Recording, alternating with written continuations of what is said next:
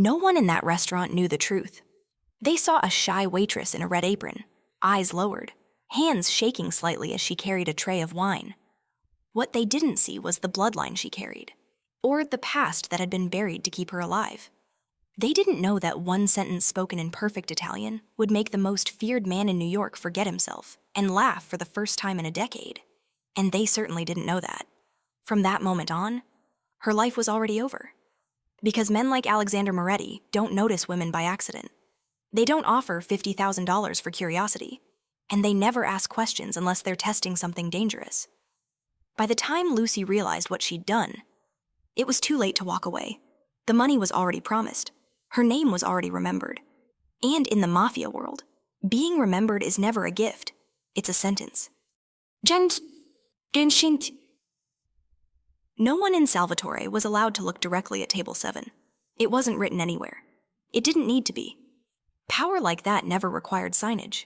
Lucy Rivers knew the rule the way one knows gravity by instinct, by survival. So when Sandra leaned close and whispered that table 7 needed service, Lucy's fingers tightened around her tray, and her heartbeat stuttered once, hard enough to steal her breath. 5 men in black suits occupied the private section, their presence sealing the room into something heavier, quieter. Conversation around them dimmed, laughter softened.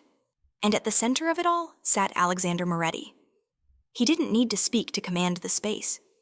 He barely moved, dark hair combed back with deliberate precision, sleeves rolled just enough to reveal inked lines disappearing beneath his cuff, a watch that looked older than most inheritances. He watched the room the way predators watched open land, patient, certain, unafraid. Lucy kept her eyes down as she approached, reminding herself that she was invisible here. She had learned to be invisible a long time ago. She placed the glasses, nodded politely, turned to leave. That should have been the end of it. The disruption came from the adjacent table, a ripple of frustration that carried across the hush. A group of foreign businessmen sat stiffly, voices rising in clipped confusion. One of them spoke rapid Italian, the words sharp with impatience. The American host laughed too loudly, apologizing, explaining that their translator had canceled at the last minute. Lucy heard it all without trying to. Her grandmother's voice echoed in her memory, correcting her pronunciation, insisting on perfection as if the language were armor. She hesitated. It was the smallest pause, the kind that never made headlines. But pauses had changed Lucy's life before. They had taught her when to step forward and when to retreat. This one felt insistent, uncomfortable, necessary. Before she could talk herself out of it, Lucy turned back. She offered help in Italian, softly, respectfully. The words slid into place as if they had been waiting for her all along. The tension at the table broke instantly. Relief washed over unfamiliar faces. Lucy translated calmly, efficiently, each sentence landing exactly where it needed to. Contract terms, deadlines, consequences. She did not embellish. She did not rush. She finished, stepped back and felt it. The room had changed. Silence fell like a held breath. Even the clink of silverware stopped. Lucy didn't need to look to know where the attention had shifted. She felt it along her spine, a weight that pressed and pulled at once. Alexander Moretti set his glass down. The sound was quiet. It carried anyway. $50,000, he said, his voice low and measured, Italian accented English sliding smoothly across the room. To anyone here who can translate what I'm about to say. No one moved. A few patrons avoided eye contact. Others stared at their plates as if suddenly fascinated by porcelain. $50,000 was a life-changing sum. It didn't matter. Moretti's reputation filled the silence better than courage ever could. Lucy knew she should walk away. She knew this was not her story, not her world. And yet her mother's medical bills flashed behind her eyes with ruthless clarity. The unpaid notices, the careful budgeting, the quiet fear that sat at their kitchen table every night. Money had weight too, sometimes heavier than fear. Lucy turned. She nodded once, small, unassuming, a waitress volunteering for a task no one else dared to touch. Alexander's gaze met hers for the first time. It wasn't cruel. It wasn't warm. It was precise, as if he were cataloging details he hadn't planned to need. He spoke in Italian, the language flawless, intimate, pitched just loud enough for her to hear. "When you look at a man like me," he asked, "what do you see?" The question wasn't meant for translation. Lucy understood that immediately. It was a test disguised as curiosity, a blade wrapped in silk. Her pulse thudded in her ears. She could have softened the words, could have deflected, could have lied. Instead, she answered. "I don't see either yet," she said slowly, choosing honesty because it felt safer than performance. "I don't know you well enough to see the man. And I don't believe rumors about monsters." The words hovered between them. For a long second, no one breathed. The men at the table shifted, unease flickering across their faces. This was not how these interactions went. This was not how people spoke to Alexander Moretti. Then it happened. He laughed. It wasn't loud. It wasn't threatening. It was genuine enough to change his face, to crack something carefully controlled. The sound startled even him. His men stiffened in disbelief. Lucy felt the moment lodge itself into her chest, sharp and unforgettable. "Bring another round," Alexander said casually, waving her away as if nothing remarkable had occurred. "And the money is yours. I'll have it delivered." Lucy returned to work on legs that barely remembered how to move. She told herself the shiver crawling up her spine was just adrenaline, or cold air, or imagination. She did not look back, but she felt his attention follow her, steady and unbroken, until the night finally ended and the Moretti party departed without ceremony. Sandra found her afterward, pale and shaken, pressing a black card into her hand, thick stock, a single number embossed in gold. No name. "Don't call it," Sandra whispered. "Men like him don't notice women like us unless they want something." Lucy nodded. She slipped the card into her pocket and told herself it was nothing. Just a strange night. Just money earned honestly. 2 days later, a sleek black envelope waited on her doormat. Inside was a check for exactly $50,000 and a handwritten note. "A debt honored is a reputation maintained."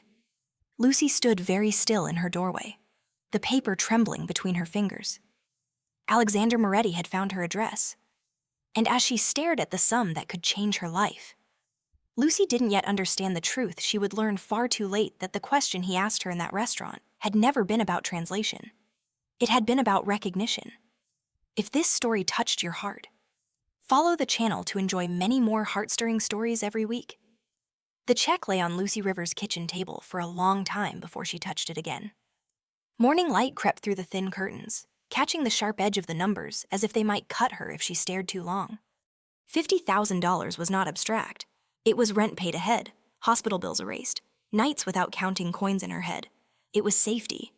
And yet it felt heavier than any debt she had ever owed. Alexander Moretti had kept his word. That alone should have terrified her. She folded the check carefully and slid it back into the envelope, telling herself she would take it to the bank later, when her hands stopped shaking. The note still echoed in her thoughts, "A debt honored is a reputation maintained." It wasn't a thank you. It was a statement of power, a reminder that in his world, nothing existed without intention. At Salvatore, the whispers had already begun. Lucy felt them before she heard them, eyes lingering a second too long, conversations stalling when she passed. Sandra avoided her gaze entirely, assigning her to the far side of the dining room, as if distance could undo what had happened. No one mentioned Alexander Moretti by name, but everyone felt his absence like a bruise. Halfway through her shift, a delivery arrived. White lilies, impossibly fresh, arranged with understated elegance that spoke of money without shouting it. The card attached bore only 3 words, written in a precise hand. "Thank you for your honesty." Lucy's breath caught. Flowers were not threats. That was what made them dangerous. "Just how well do you know Alexander Moretti?" Sandra asked quietly, her eyes flicking toward the arrangement as if it might explode. "I don't," Lucy said, too quickly. "I translated. That's all." Sandra's mouth tightened. People don't just translate for men like him. They get remembered. Lucy pretended not to understand, but the word lodged itself deep inside her. Remembered. It followed her home that night, clung to her shadow as she double-checked the lock on her apartment door.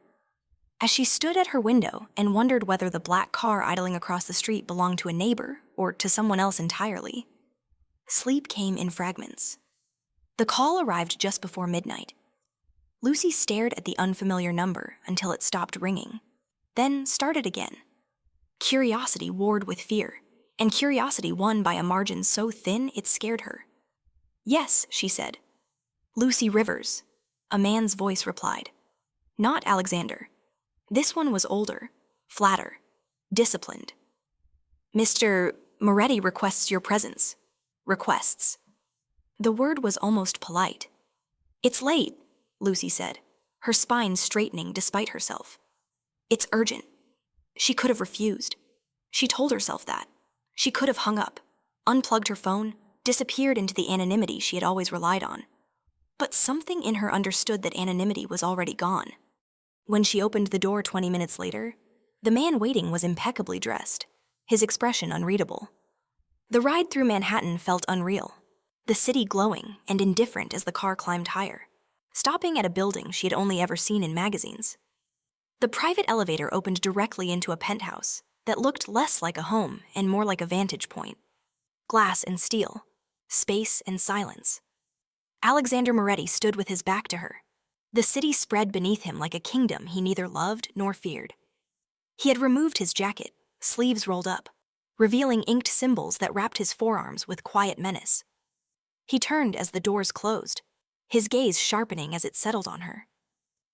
"You came," he said. "I didn't realize I had much choice," Lucy replied, staying near the elevator, as if proximity to escape might keep her safe. "There's always a choice," he said calmly, "even when it doesn't feel like one." It was the first time he used her name. The intimacy of it unsettled her more than anger would have. "Why am I here?" she asked. Alexander crossed the room, stopping at a deliberate distance. "Because someone recognized your accent?" Lucy frowned. "I don't have an accent." A corner of his mouth lifted. "Exactly." He poured himself a drink but did not offer her one. The omission felt intentional. "Your grandmother," he continued, "was from Florence." Lucy stiffened. "My grandmother was a seamstress who liked stories." "Your grandmother," Alexander corrected softly, "was Sophia Rossi." The name fell between them like a dropped blade. Lucy shook her head. "That's not possible." Alexander watched her closely, not with triumph, but with calculation. She left Italy in 1962 under circumstances she did not survive on paper. "How do you know her name?" Lucy demanded. "The same way I know she changed it. The same way I know she made sure you spoke Italian, like someone who had something to remember and something to hide." Anger flared, sharp and defensive. "You're wrong. I rarely am," he replied. "It's inefficient." He told her then, not with drama, but with facts stripped of mercy. The Rossi family, Florence, a territory dispute that ended in blood, a lineage believed extinct. Lucy listened as if from underwater, fragments of her childhood rearranging themselves into a pattern she didn't want to see. Midnight phone calls, doors always locked. A woman who never sat with her back to a room. "You're lying," Lucy whispered, even as doubt took root. Alexander stepped closer, stopping when she instinctively retreated. His eyes darkened, not with anger, but with something like regret. "I wish I were." "Why tell me this?" she asked. "Why now?" "Because someone else remembers the Rosses," he said, and not fondly. Fear slid cold into her veins. "You're saying I'm in danger." "I'm saying," Alexander replied, turning back toward the window, "that knowledge is protection. And you have my attention." The weight of that statement pressed down on her chest. His attention could shield her or destroy her.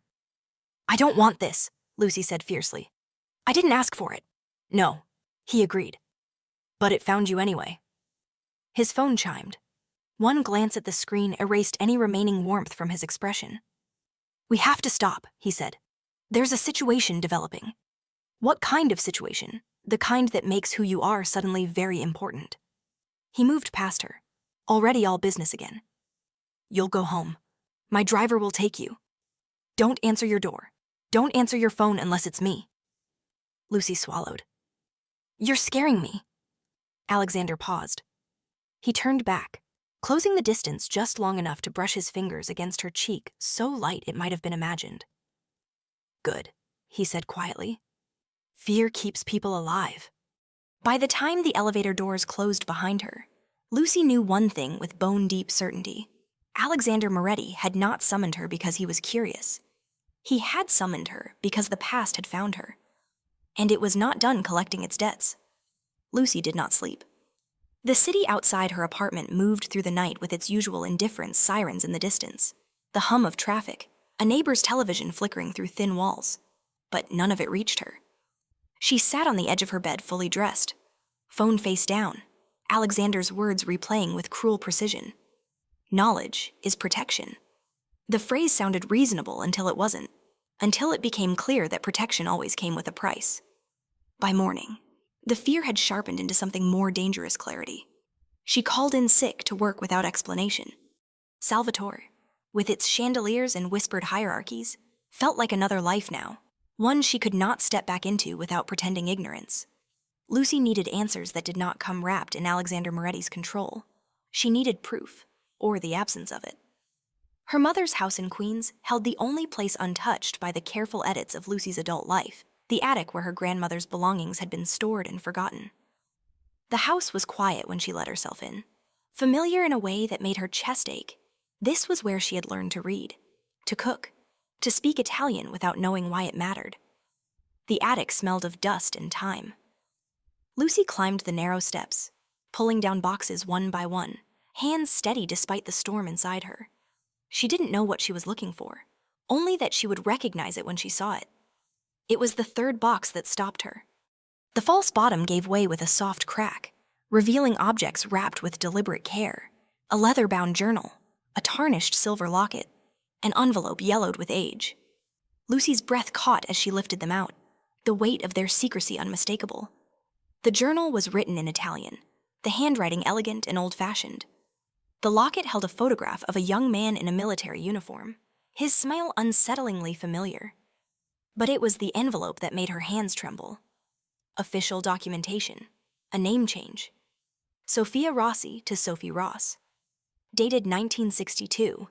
Beneath it lay a newspaper clipping reporting the massacre of the Rossi family in Florence. Sophia Rossi listed among the dead. Lucy sank to the floor. Her grandmother had not simply hidden her past. She had erased herself from it, faked her own death, crossed an ocean, and built a quiet life on a lie so complete that it survived decades. Everything Alexander had told her was true. She did not hear the front door open, did not register footsteps on the stairs until a shadow stretched across the attic floor. Lucy looked up, heart hammering, journal clutched to her chest. "I told you to stay in your apartment," Alexander said from the doorway. Anger flashed through her shock. "How did you find me?" "The same way I found your address," he replied evenly. "I have people watching you, under other circumstances." The admission might have enraged her. Now, it only confirmed what she already knew. She gestured weakly to the evidence scattered around her. "You weren't lying." "I rarely do," he said, kneeling beside her to examine the items without touching them. His gaze lingered on the journal with something like respect. This could be valuable. Lucy's head snapped up. "Is that why you're interested in me, because of whatever information she left behind?" Alexander met her eyes, unflinching. "That's part of it. Not all. What's the rest?" He hesitated, a rare pause that told her the answer mattered. "You complicate things," he said finally. "The old families thought the Rossi line was gone. Your existence changes calculations that have been stable for decades." Lucy stood abruptly, backing away. "I don't want any of this. I'm not part of your world." "That's not how inheritance works," Alexander replied quietly. "Blood doesn't ask permission." Before she could respond, his phone rang. He answered with clipped efficiency, listening for only a moment before his expression hardened. "We need to leave," he said. "Now." "What's happening?" Lucy demanded, stuffing the journal and documents into her bag. "Someone else has connected the dots," Alexander said. "Someone who remembers the Rossis less kindly than I do." Fear settled deep and cold. Who the Bianchi family? The name felt heavy, dangerous even without context. They were responsible for the hit on your family. Alexander continued. "And their patriarch has returned to New York." Lucy's mind raced. "Because of me." Because you exist, he corrected. The drive back to her apartment was silent. Alexander's people moved with practiced urgency, escorting her inside, checking windows and locks. He lingered only long enough to ensure she understood the stakes. You stay here, he instructed. You don't open the door, you don't leave, and you don't trust anyone who says they can help you. What about you? Lucy asked. Alexander's gaze softened. Just enough to be dangerous. You already know where I stand. After he left, the apartment felt smaller than ever. Lucy sat on the floor amid her grandmother's secrets, the journal resting in her lap. She opened it carefully, tracing the first line with her finger. The Italian was older, denser, but familiar in a way that made her throat tighten. Her phone buzzed. A single message. No name. They know you're alive. Lucy stared at the screen as dread coiled in her chest. Whatever choice she had left, whatever illusion of safety she'd clung to, was gone. The past had not only found her, it was coming for her. Lucy learned the shape of fear in the hours that followed. It wasn't the sharp panic she had expected, not the kind that made people scream or run blindly into the night. It was quieter, colder.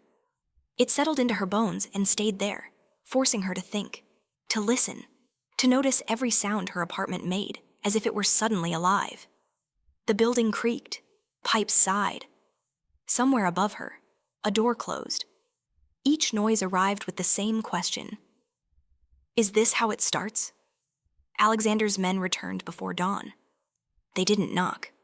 They announced themselves with the soft authority of people accustomed to obedience. Lucy watched through the peephole as two figures took position in the hallway, their presence transforming the narrow space into something controlled and dangerous. When she opened the door, Alexander was there with them, coat dark, expression unreadable, eyes already cataloging the room behind her. You're not safe here anymore, he said without preamble. Lucy folded her arms around herself. You told me to stay. I told you what I believed was true at the time, he replied. That changed. She wanted to argue, wanted to demand explanations, reassurances, promises. Instead, she nodded once. The woman she had been a week ago would have protested. This version of herself understood that survival sometimes meant surrendering control to someone who knew how to wield it. They moved quickly, down the stairs, into the waiting car. The city blurred past, early morning light revealing a Manhattan that looked deceptively peaceful. Lucy kept her bag close, fingers brushing the edge of her grandmother's journal, as if it were a talisman. Where are we going? She asked. Somewhere no one expects you to be, Alexander answered. And somewhere I can see everything. The building they stopped at was unremarkable from the outside, tucked between glass towers that reflected the sky and gave nothing away. Inside, it was fortified in ways Lucy could feel without understanding, doors locked behind them with a finality that sent a shiver through her. This is one of my properties, Alexander said, reading her expression. Neutral ground. For now. For now, Lucy echoed quietly. He turned to her then, studying her face as if committing it to memory. The Bianchis don't move without confirmation. Someone told them you're alive. That you're Rossi. Lucy's jaw tightened. Who? Alexander's silence was answer enough. Someone you trusted, she pressed. Someone who thought they were doing the right thing. He said, in this world, those are often the most dangerous people. The first sign of trouble came before noon. A call. A coded exchange that ended with Alexander's shoulders going rigid. He handed his phone to one of his men, issuing orders in rapid Italian. Lucy didn't understand the words, but she understood the tone. Control hardening into readiness. Calm, turning lethal. What happened, she asked. They tested the perimeter, he replied. Nothing direct. A message. Lucy swallowed. What kind of message? Alexander's gaze flicked to her, dark and intent. That they know you're with me. The implication hung between them, heavy with consequence. Being under Alexander Moretti's protection was not safety in the traditional sense. It was a declaration, a challenge. It painted a target on her back even as it kept her alive. Why protect me? Lucy asked suddenly. If I'm such a complication, wouldn't it be easier to hand me over? The room went still. His men pretended not to listen. Alexander stepped closer, lowering his voice. Because handing you over would destabilize everything. And because I don't give away people who belong under my protection. Belong, Lucy repeated, unease threading through her. That's a dangerous word. Yes, he agreed, which is why I use it carefully. Hours passed in a strange suspension. Lucy sat by the window, watching the city she had always thought she understood. Somewhere out there were people who wanted her dead for a history she had never lived. Somewhere out there was a name she had inherited without consent. The attack came without warning. A sound like thunder cracked through the building, followed by shouts and the unmistakable echo of gunfire. Lucy barely had time to react before Alexander was in front of her, one hand gripping her arm, the other reaching for the weapon concealed beneath his jacket. "Stay behind me," he ordered. The hallway erupted into chaos. Alexander's men moved with brutal efficiency, returning fire, shouting coordinates. Lucy pressed herself against the wall, heart hammering so hard she was sure it would give her away. The air smelled like metal and smoke, sharp and suffocating. One of Alexander's men fell. The moment was brief, violent, unforgettable. Lucy saw the blood before she saw the body, red blooming against dark fabric. A sound tore from her throat before she could stop it. Alexander turned at the noise, his expression changing as he took in the scene. For a fraction of a second, something raw flickered in his eyes. Rage, grief, responsibility all colliding at once. "Move!" he snapped, pulling Lucy toward a secured room as sirens wailed in the distance. When it was over, the silence felt obscene. Lucy sat on the floor, knees drawn to her chest, staring at a spot on the wall she couldn't see anymore. The cost of her existence lay just beyond the door. She had known people could die because of her, abstractly. Seeing it was something else entirely. Alexander crouched in front of her, his voice lower now, stripped of command. "Look at me." She did. Her eyes burned. "This is not your fault," he said firmly. Lucy shook her head. "Someone is dead because of me. Someone is dead because the Bianchis crossed a line," Alexander corrected. "And because I chose to draw one?" She laughed weakly. "You make it sound so simple." "It isn't," he said, "but it's mine to bear." He hesitated, then reached out, his thumb brushing her knuckles in a gesture so gentle it startled her. "You need to understand something," he continued quietly. "Protecting you was not the safe choice. It was not the strategic one." "Then why do it?" Lucy asked. Alexander's gaze held hers, unwavering. "Because the moment they came for you, you stopped being a complication." She waited. "You became a responsibility." The words settled over her with unexpected warmth and fear tangled together. Lucy realized then that whatever line she had crossed, there was no stepping back. Blood had been spilled, allegiances declared. And somewhere in the city, the Bianca family was planning their next move. The hunt had begun. And Lucy was no longer just running from her past. She was standing in the middle of a war. Morning arrived without gentleness. Lucy woke on a narrow couch in a room that smelled faintly of cedar and smoke, the aftermath of violence still clinging to the air. For a few seconds, she didn't remember where she was, only that her body felt coiled tight, every sense sharpened. Then the memory returned: the gunfire, the blood, Alexander's hand pulling her out of harm's way with unyielding certainty. She sat up slowly. The building was quiet now, but it wasn't the fragile quiet of safety. It was the controlled silence of people preparing for what came next. Lucy found Alexander in a glass-walled office overlooking the city. He stood with his back to her, jacket off, sleeves rolled up again, a dark bruise blooming beneath the ink on his forearm. He hadn't slept. She could tell by the stillness in his posture, the way he held himself as if rest were a luxury he couldn't afford. "You should be resting," he said without turning around. "So should you," Lucy replied. He turned then, surprise flickering briefly across his face before it settled into something unreadable.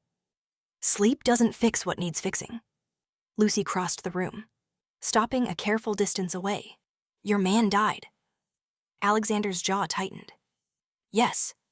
"Because of me?" "No," he said sharply. Then, more quietly, "Because of the choices I made." She studied him in silence, noticing details she hadn't allowed herself to see before the faint tremor in his hand as he reached for a glass of water. the lines at the corners of his eyes carved by responsibility rather than age. For the first time, Lucy understood that Alexander Moretti's power came with a weight that never left him. Not even for a moment. "I don't want to be hidden away," she said finally. His gaze snapped to hers. "That's not a reasonable request." "I'm not asking," Lucy replied.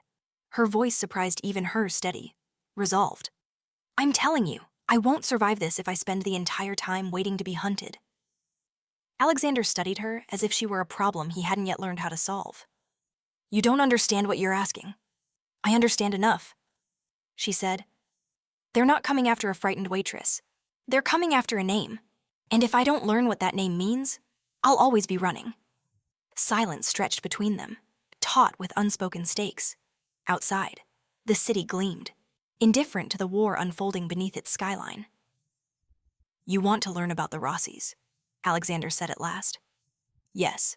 That history is soaked in blood." Lucy met his eyes without flinching.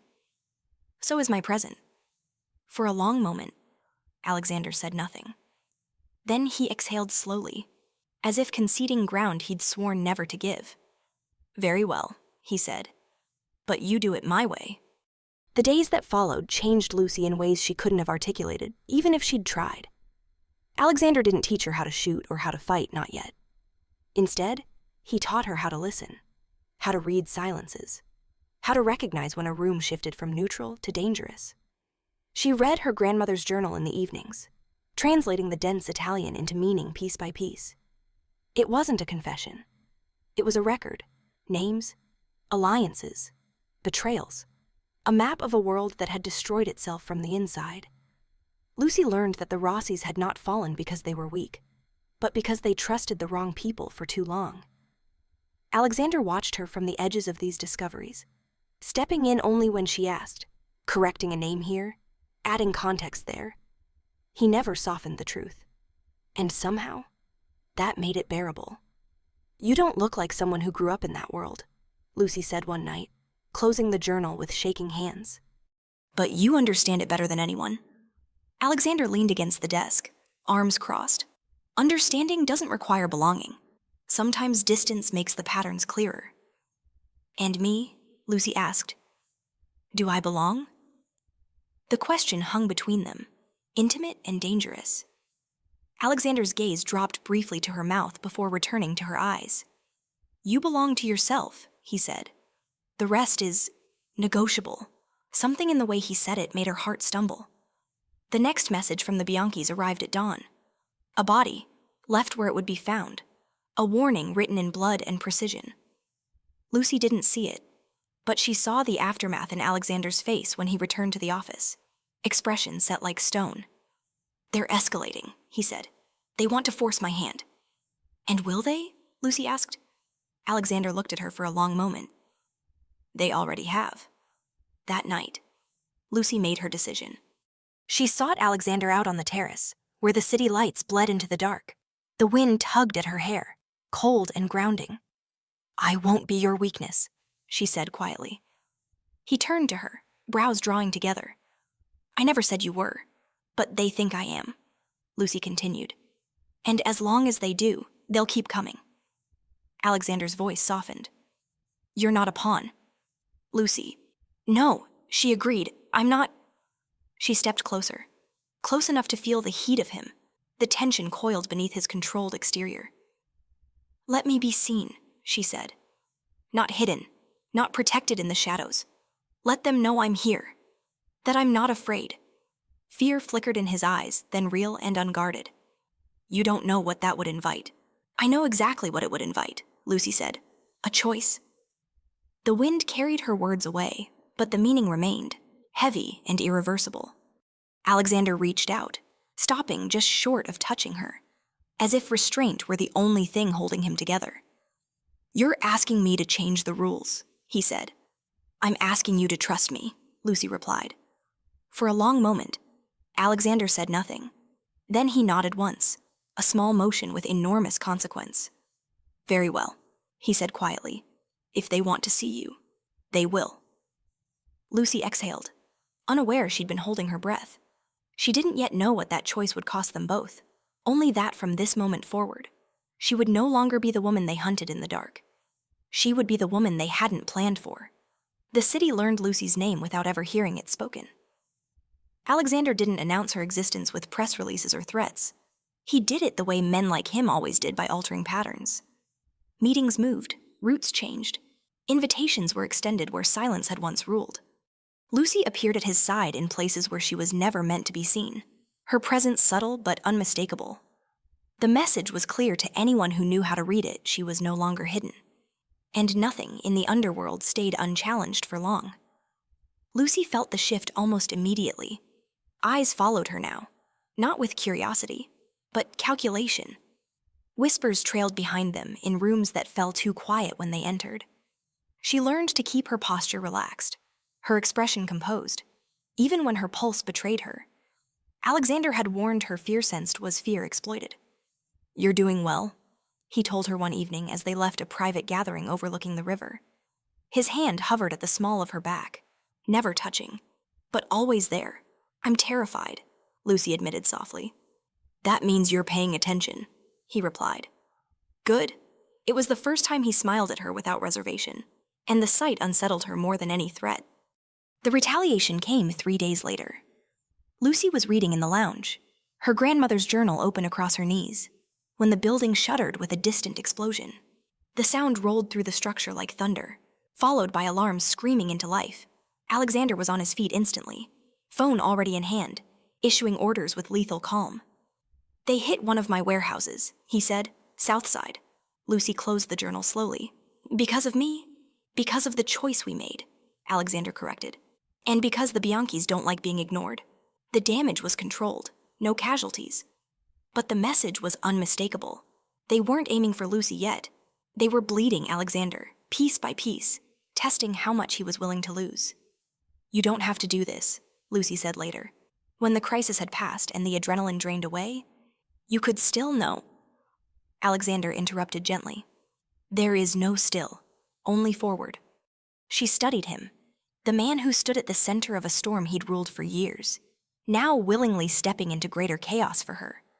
What happens when they take something you can't afford to lose? Alexander's eyes darkened. "Then I take something from them first." The next blow landed closer. Lucy was with Alexander when the call came, his expression shifting in a way she had never seen before. He listened in silence, then ended the call without a word. For a moment, he simply stood there, staring at nothing. "What is it?" Lucy asked. Alexander's jaw tightened. "They've killed one of my lieutenants. Made sure I'd hear about it."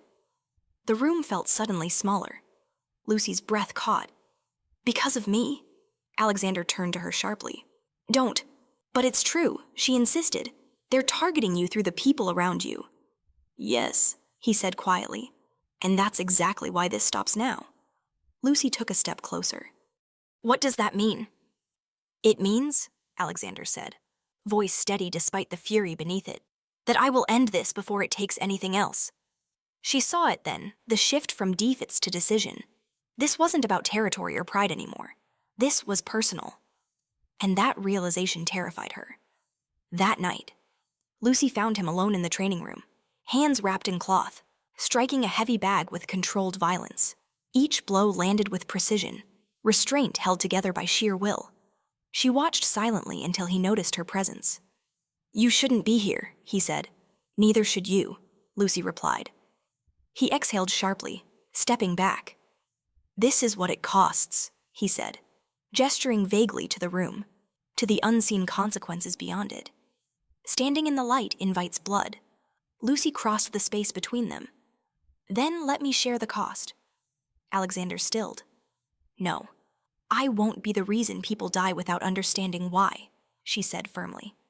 "If this is war, then I need to know what kind." He searched her face for weakness and found none, only resolve. It unsettled him more than any threat ever had. "You're not built for this world," he said softly. Lucy's voice didn't waver. "Neither were you. You learned." The admission hung between them, dangerous and intimate. Alexander reached out, fingers brushing hers, tentative in a way that felt more vulnerable than any confession. "You are not expendable," he said. Do you understand that Lucy's throat tightened? Then stop treating me like I am. The tension between them shifted. Something unspoken but undeniable. It wasn't romance yet, not fully.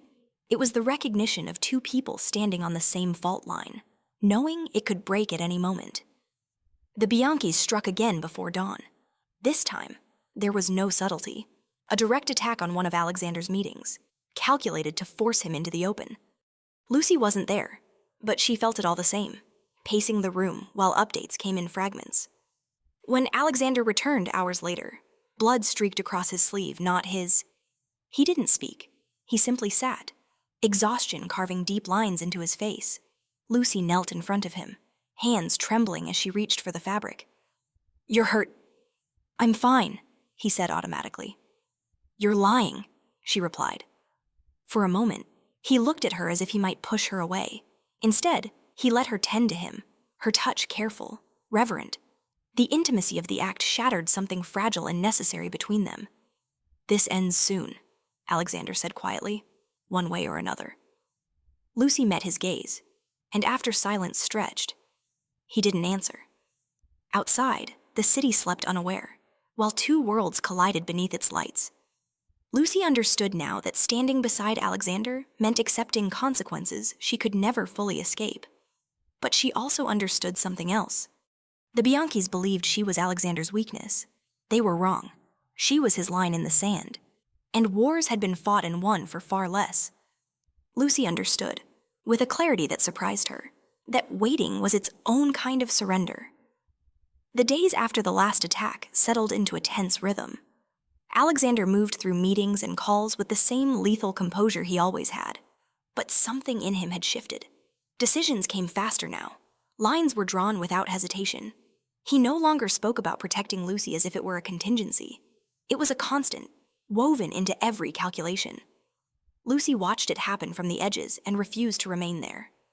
She returned to her grandmother's journal with renewed focus, reading not just the words but the intentions behind them.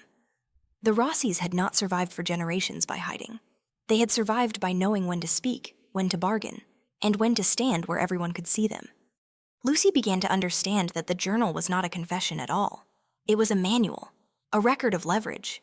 Names appeared again and again, old alliances, debts unresolved, safe houses that no longer existed.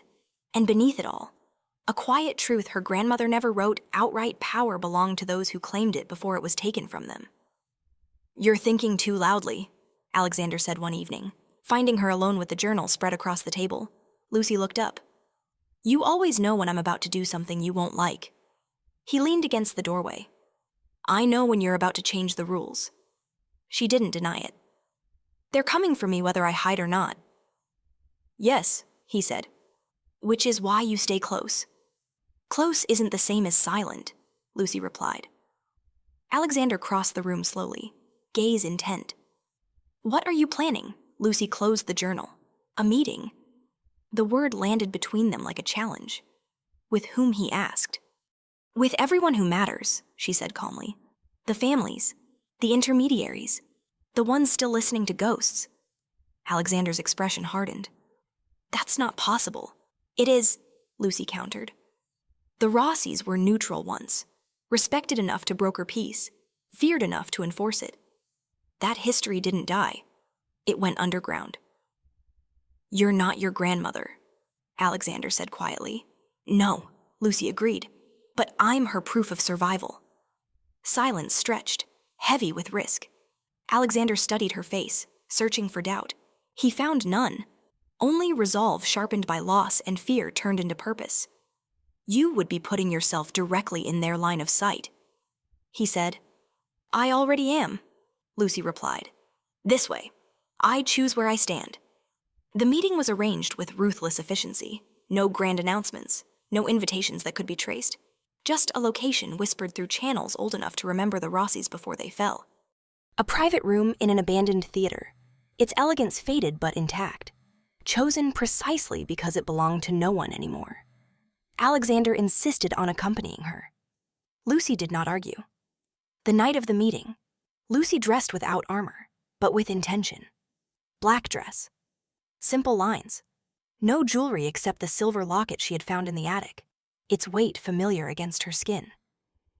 When she met Alexander's gaze, she saw something like pride flicker there, quickly masked, but unmistakable. "You don't look afraid," he said. "I am," Lucy replied. "I just won't let it decide for me." The room filled slowly. Men and women Lucy had never met took their seats, eyes sharp, expressions unreadable. Power gathered quietly, the kind that didn't need weapons on display. They watched Lucy with open curiosity, some with disbelief. A waitress, a rumor, a name resurrected. She stood without waiting for permission. "My name is Lucy Rossi," she said, her voice steady, "and I'm alive." The effect was immediate. Murmurs rippled through the room, names exchanged in low voices. Lucy let it happen. Let them confirm what they already knew. "I didn't come here to threaten you," she continued, "or to ask for protection. I came to tell you that the past is no longer a weapon you can use against me." A man near the back laughed softly. "And what do you offer in return?" Lucy met his gaze. An end. She spoke of the Bianchis without flinching, of the blood they had spilled to maintain relevance, of the instability they were inviting by dragging old wars into a city that no longer tolerated them. She spoke not as a victim, but as a variable they had not accounted for. "The Rossis brokered peace once," she said. "Not because we were the strongest, but because we were trusted. You remember that trust, even if you pretend not to." Silence followed. Heavy, evaluative. Alexander stood behind her, presence unwavering. He said nothing. He didn't need to. Lucy felt his support like a hand at her back, steady and unyielding. At last, a woman at the table spoke. "If you fail, the fallout will be considerable." Lucy nodded. "I know." And if you succeed, Lucy allowed herself a small, dangerous smile. "Then the Bianchis will have no allies left." The decision was not unanimous. It never was. But it was enough. When they left the theater, the air felt different, charged, but lighter. Lucy exhaled a breath she hadn't realized she'd been holding. "You did that," Alexander said quietly as they stepped into the night. "So did you," Lucy replied. "By letting me?" He turned to her, something unguarded in his eyes. "You claimed your name tonight." Lucy held his gaze. "And I won't let it be used against us again." Somewhere in the city, the Bianca family would soon realize what had happened. That the woman they thought was a weakness had stepped into the open and rewritten the rules. For the first time since this began, Lucy did not feel hunted. She felt chosen, and the war was about to change because of it. The city held its breath after the meeting. Lucy felt it in the way conversations shifted, in the sudden efficiency with which doors opened and closed. Information moved faster now, sharper, as if the underworld itself had accepted a new variable and begun recalculating. Alexander noticed it too. He said little, but his nights grew shorter, his silences more deliberate. Alliances had been nudged, not secured. The Bianchis would understand the message soon enough. They responded the only way they knew how. The first sign was subtle: a driver who didn't report in.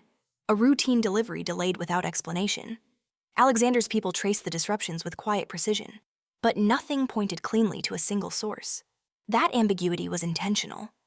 The Bianchis were circling, tightening the perimeter, waiting for the moment when certainty would turn into opportunity. Lucy refused to hide. She spent her days reading, memorizing names and histories until they threaded themselves into a map she could navigate without thinking. At night, she and Alexander shared the long silences that came with anticipation. They stood together at the windows, watching the city glow and flicker beneath them, knowing that light did not equal safety. "You should leave," Alexander said one night. His voice almost lost beneath the hum of the city. For a while, Lucy didn't turn. "If I leave now, everything we set in motion collapses. It would keep you alive." She faced him then. "So would surrender. That doesn't mean it's the right choice." Alexander's jaw tightened. "This isn't about pride." "No," Lucy agreed softly. "It's about timing." The call came just before dawn. Lucy woke to Alexander already moving, the room sharp with urgency. He ended the call and looked at her, expression stripped of everything but truth. "They've made their move." "Where?" she asked. "Everywhere," he replied. "They're trying to overwhelm us." Force a mistake. The night unfolded in fragments. Reports came in rapid succession intercepts, skirmishes, a convoy diverted at the last second. Lucy listened, heart pounding, refusing to be escorted away. She had chosen visibility. She would not abandon it now. Then the line went dead. Alexander stared at his phone, tension snapping through him. They've taken Marco. Lucy's breath caught. Marco had been one of Alexander's oldest lieutenants, a man who had stood beside him long before Lucy ever existed in this world. Alive. For now, Alexander said grimly. They want leverage. Lucy didn't hesitate. They'll use me. Alexander turned on her sharply. No, they've already tried everything else, Lucy pressed. I'm the last variable. Silence stretched between them, thick with everything unsaid. Alexander's gaze searched her face, as if willing doubt into existence. He found only resolve. You don't understand what they'll do, he said quietly. Lucy stepped closer, close enough to feel the tension radiating from him. I understand exactly what they'll do, and I understand what it will cost if we let them. The exchange location arrived minutes later, an abandoned shipyard, neutral only in name. Alexander's men prepared with ruthless efficiency. But Lucy knew the truth beneath it all. This would not be a clean confrontation. This would be an answer written in blood. The shipyard was a graveyard of steel and shadow. Floodlights cut through the darkness, harsh and unforgiving. Lucy stayed close to Alexander, the silver locket warm against her skin, her grandmother's presence a quiet anchor. Across the open ground, figures emerged, silhouettes resolving into familiar danger. Marco knelt between them, bruised but breathing. A man stepped forward, his smile thin and satisfied. You should have stayed hidden. Rossi! Lucy's pulse thundered, but her voice did not waver. You should have let the past die. The gunfire erupted without warning. Chaos tore through the shipyard, the night shattering into noise and motion. Lucy moved as Alexander had taught her stay low. Stay aware. Trust the pattern. She felt the air crack beside her, smelled smoke and metal, heard shouts swallowed by echoes. Time stretched and compressed until nothing existed but survival. Someone screamed her name. Lucy turned just as Marco fell, a dark bloom spreading across his chest. The sound that left Alexander was raw, unguarded, a fracture in his control Lucy had never heard before. He moved toward Marco without hesitation, exposing himself in a way no one else ever could.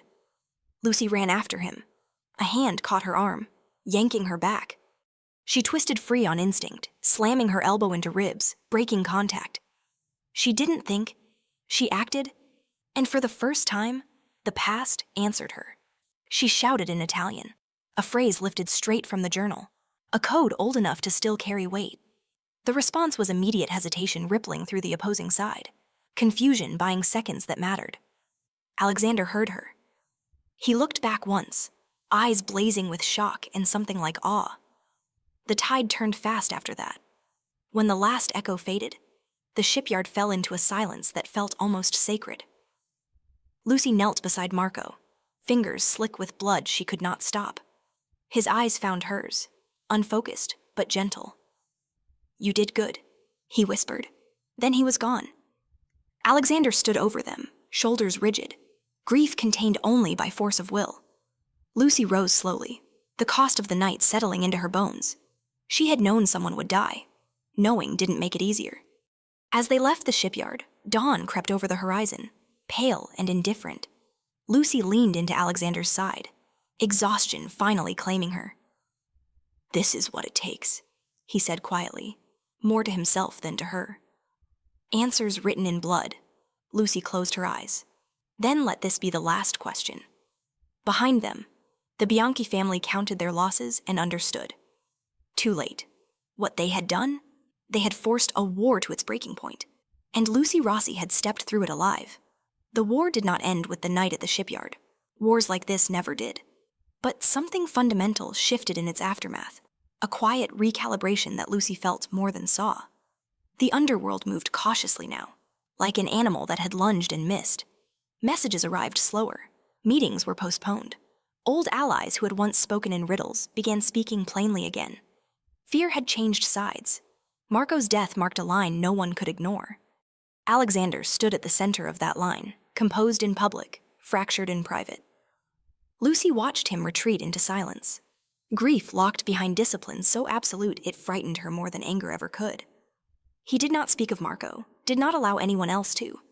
The loss was absorbed into him, folded into the long list of names he carried alone. Lucy understood then what power truly cost. She did not push him. She stayed, sometimes beside him, sometimes a few steps behind, always present. Her presence was no longer a statement, it was an inevitability. The Bianchis sent word 3 days later. Not a threat, a request. The meeting was proposed through intermediaries who had once sworn loyalty elsewhere. Neutral ground again, this time a private room above an old opera house, its walls thick enough to keep secrets buried. Alexander read the message without expression, then handed it to Lucy. "They want terms," he said. Lucy took a slow breath. "Because they're running out of options. And because they believe you're the key," Alexander added quietly. She met his gaze. "I am." That night, Lucy stood alone in front of the mirror, fastening the locket around her neck. Her reflection looked unfamiliar, still her face, but steadier, sharper. The woman looking back at her was no longer reacting. She was choosing. Alexander watched her from the doorway, his eyes dark with things he did not say. "You don't have to do this." Lucy turned to him. "Yes, I do." The opera house was dimly lit, the faded grandeur lending the meeting an air of performance. The Bianca delegation arrived first, their confidence brittle, rehearsed. When Lucy entered, a murmur rippled through the room. She did not sit immediately. She stood, hands relaxed at her sides, meeting each gaze in turn. "You asked for this meeting," she said calmly. "Speak." The man at the center, older, calculating, with eyes too cold to soften, smiled thinly. "You've caused quite a disruption." "Lucy Rossi. I corrected an imbalance," Lucy replied. "There's a difference." He leaned back. "You want peace?" "No," Lucy said. "I want an end." The word echoed softly against the walls.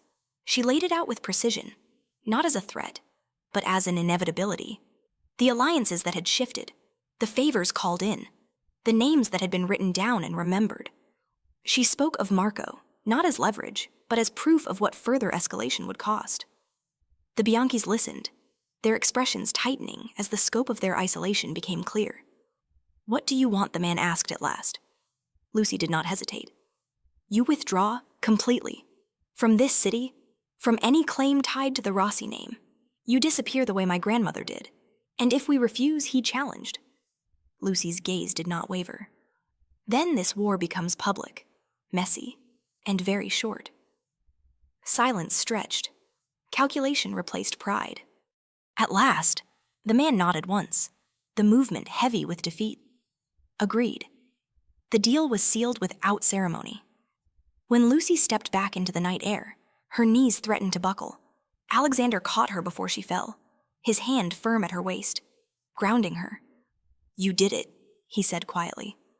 "So did you," Lucy replied. "By trusting me." For the first time since they'd met, Alexander smiled without restraint, not the sharp, dangerous curve of a man amused by chaos, but something softer, deeply human. It undid her more thoroughly than the gunfire ever had. The days that followed felt unreal. The Bianchis vanished from New York as promised. Territory was reabsorbed without bloodshed. Whispers of Lucy Rossi shifted in tone, from curiosity to respect. The past loosened its grip, piece by piece. And in the quiet that followed, something else emerged. Alexander invited Lucy to his penthouse, not for strategy, but for stillness. They stood together at the windows as the city breathed beneath them. No longer an enemy, not quite a home. "I won't keep doing this," Alexander said suddenly. Lucy turned to him. "Doing what living like this?" he said, measuring every breath in losses. Her heart stilled. "What are you saying I built this empire to survive?" Alexander continued, "To control what couldn't be controlled." But somewhere along the way, survival became the only goal. He looked at her then, vulnerability unguarded. "I don't want that anymore." Lucy's voice was barely a whisper. "And what do you want?"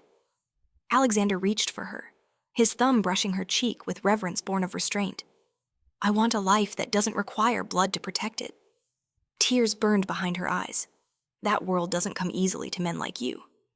No, he agreed, but it comes easier with you. They stood there, the weight of everything they'd endured pressing gently between them. Lucy understood that this was not a promise of perfection. It was something far more dangerous. Hope? The war was over. The peace was fragile. And the choice that remained the hardest one of all was still ahead of them. But for the first time, Lucy did not feel afraid of what came next. She felt ready. The dawn was waiting. The city did not notice when Alexander Moretti began to let go. There were no headlines, no sudden collapses that drew attention. Power rarely vanished in dramatic gestures. It receded through quiet decisions, through meetings that ended with someone else signing papers, through authority transferred without spectacle. Alexander remained visible, respected, feared, but the weight he carried shifted, redistributed until it no longer crushed him alone. Lucy watched the process from beside him, not as an observer, but as a presence that changed the meaning of every choice. She had not asked him to abandon his world. She had simply made another one possible. The first morning they woke without urgency felt unreal. No phones vibrating with coded messages, no guards stationed outside the door, just light spilling across the penthouse floor, soft and unthreatening. Lucy lay still, listening to Alexander's steady breathing beside her, the intimacy of it grounding her in a way nothing else ever had. "You're awake," he murmured, eyes opening without surprise. "I didn't want to move," Lucy replied. It felt like the moment might break. Alexander smiled faintly. "Moments don't break," he said. "We do, when we refuse to stay in them." She turned to face him, studying the man who had once seemed carved from control alone. The lines of tension had softened, not vanished, but eased. He looked lighter. "What happens now?" Lucy asked. Alexander considered the question seriously, as if it deserved the honesty he rarely gave anyone. "Now," he said, "I become a man with limits." Lucy reached for his hand, threading her fingers through his. "That sounds terrifying, for someone like me," he admitted. "It is." They left New York quietly weeks later, not as fugitives, not as rulers retreating from defeat, but as two people choosing distance. Alexander delegated what remained, placing the empire into hands steady enough to maintain the peace Lucy had brokered. He did not sever ties entirely, men like him never truly could, but he stepped back far enough for life to breathe again. They settled somewhere no one expected them to be, a coastal town where the horizon was wide and unguarded, where mornings smelled like salt and possibility instead of smoke and metal. Lucy took work translating again, not out of necessity, but love for language. Alexander learned the rhythms of a life without constant vigilance, discovering that silence could be restorative instead of dangerous. Some nights, the past still visited. Lucy would find Alexander standing on the balcony, eyes fixed on the dark water, memories pressing close. She never asked him to forget. She simply stood with him, her presence a quiet reminder that survival did not have to be lonely. "You changed everything," he said once, his voice low. Lucy shook her head. "I just refused to disappear." He turned to her then, his gaze soft and unwavering. That was enough. The proposal came without ceremony. No ring presented beneath chandeliers. No declarations shouted into crowded rooms. It happened one evening as they walked along the shore, the tide retreating in slow, patient rhythms. Alexander stopped suddenly, the motion deliberate. "I can't promise you a life untouched by the past," he said. Lucy smiled gently. "I wouldn't believe you if you did. I can promise you choice." He continued, "Every day. I can promise you truth, even when it's uncomfortable. And I can promise that whatever comes next, you will never face it alone." Lucy stepped closer, resting her forehead against his. "Then, yes." They married in a small ceremony overlooking the sea, witnessed by a handful of people who knew them not as legends, but as human beings. Lucy wore a simple dress, the silver locket resting at her heart. Alexander wore no armor, no symbols of authority, only the quiet certainty of a man who had learned what mattered. There were no vows about forever without fear, only promises to choose each other again and again. Years later, Lucy would sometimes think about the girl she had been the waitress who spoke Italian too well, who believed survival meant invisibility. She would marvel at how far that girl had come, how deeply she had been seen. Alexander, for his part, never forgot the moment in the restaurant when a woman had answered him without fear or flattery. It remained the beginning of everything. They built a life not defined by what they had escaped, but by what they had claimed. Love without possession, strength without cruelty, power without dominance. The past still existed, written into their bones, but it no longer ruled them. It had been acknowledged, honored, and set aside.